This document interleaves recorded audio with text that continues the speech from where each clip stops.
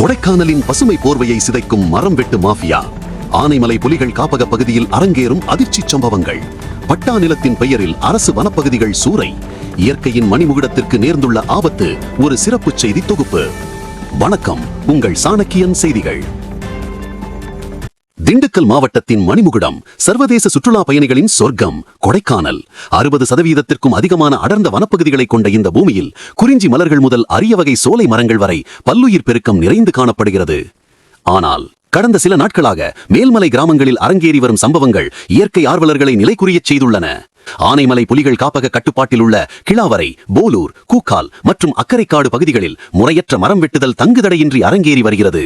தனியார் பட்டா நிலங்களில் மரம் வெட்ட அனுமதி பெற்றுவிட்டு அதன் மறைவில் பல கோடி ரூபாய் மதிப்பிலான அரசு வனமரங்களை நன்னலிரவு நேரங்களில் ரகசியமாக வெட்டி சாய்க்கிறது ஒரு கும்பல்.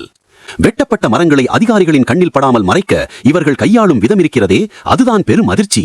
ஆள் நடமாட்டமற்ற சாலை ஓரங்களில் மலை போல் மரங்களை குவித்து வைத்துவிட்டு அதன் மீது இலைதழைகளையும் மரப்பட்டைகளையும் கொண்டு மூடி மறைக்கும் நூதன திருட்டு அரங்கேறி வருகிறது. இவ்வாறு கடத்தப்படும் மரங்கள் லாரிகள் மூலம் அண்டை மாநிலங்களுக்கு தப்பிச் செல்கின்றன. மரங்கள் வேரோடு சாய்க்கப்படுவதால் மழைக்காலங்களில் நிலச்சரிவு ஏற்படும் அபாயம் அதிகரித்துள்ளது. பசுமை போர்வை அழிவதால் வனவிலங்குகள் உணவின்றி விளைநிலங்களுக்குள் புகும் அபாயமும் ஏற்பட்டுள்ளது. ஒரு சிலரின் சுயநலத்திற்காக இயற்கையின் சொத்தான காடுகள் அழிக்கப்படுவதை எப்படி அனுமதிக்க முடியும்? வனத்துறை உடனடியாக இதில் தனி கவனம் செலுத்தி தீவிர ரோந்து பணிகளை மேற்கொள்ள வேண்டும். கொடைக்கானலின் பசுமையை காக்க இந்த மரம் வெட்டு மாஃபியா கும்பல் மீது கடும் நடவடிக்கை எடுக்க வேண்டும் என்பதே ஒட்டுமொத்த பொதுமக்களின் எதிர்பார்ப்பாக உள்ளது.